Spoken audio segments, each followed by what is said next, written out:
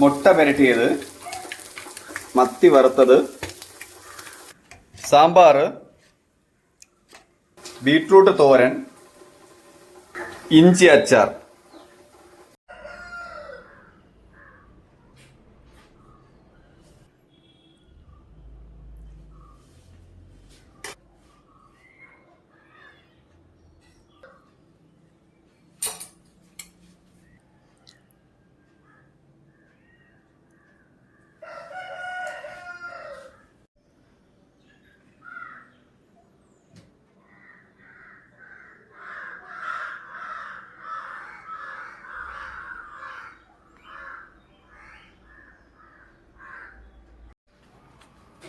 ഇന്നത്തെ പൊതിച്ചോറിനുള്ള പൈസ അയച്ചു തന്നത് എൻ്റെ സുഹൃത്ത് ജോയലും ജോമിയാണ്.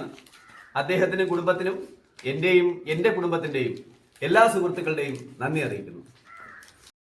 ഇന്നും 5 പേരുടെ പൊതിച്ചോറിനോടൊപ്പം ഇടഭക്ഷണമായി കരുതുന്നത് ഏത്തപ്പഴമാണ്.